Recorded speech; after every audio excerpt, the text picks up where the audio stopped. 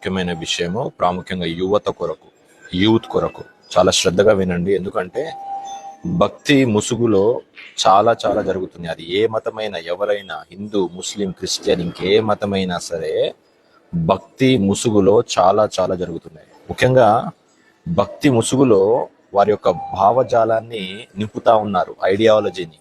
Okay, అది భక్తి కాదు, అది భక్తి అసలే కాదు.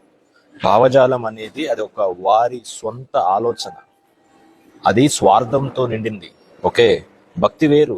ఈ ఐడియాలజీ, భావజాలం ఏమి చేస్తుందంటే ఉద్రేకపరుస్తూ ఉంటుంది, జనాన్ని ఉద్రేకం వస్తూ ఉంటుంది.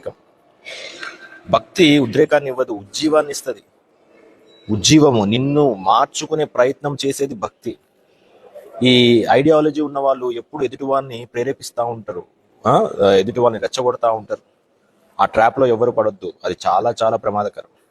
వారు భక్తి పరులు కాదు, స్వార్థపరులు. వారి స్వార్థం కొరకు చేసే పనులు. ఏ మతమైనా, నేను ఒక క్రైస్తవుని, క్రైస్తవ మతంలో ఇలా జరిగినా నేను దాన్ని ఖండిస్తా. యేసయ్య దాన్ని యాక్సెప్ట్ చేయడు, బైబుల్ దాన్ని యాక్సెప్ట్ చేయదు. ఓకే, దయచేసి అర్థం చేసుకోండి. భావజాలము ఎప్పుడు ఎదుటివారిని ఉద్రేకపరుస్తూ ఉంటది. ఆ ఎగ్జైట్మెంట్ లోకి ఎవరు వెళ్ళొద్దు. ఎదుటి వారిని దూషిస్తూ ఉంటది, ద్వేషిస్తూ ఉంటది, రెచ్చగొడతా ఉంటది. దూషణ మాటలు, ద్వేషపూరితమైన మాటలతో హృదయాలు నింపుతా ఉంటారు ఈ భావజాలం ఉన్న వ్యక్తులు.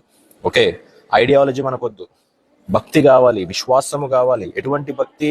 నిన్ను నువ్వు మార్చుకునే భక్తి. ఈ భావజాలం ఉన్నవారు ఎప్పుడు ఎదుటి వాళ్ళని ఏదో చేయాలని చూస్తూ ఉంటారు. కానీ అసలు సిసలైన భక్తి ఉన్నవాళ్ళు వారిని వారు మార్చుకోవడానికి ప్రయత్నం చేస్తారు.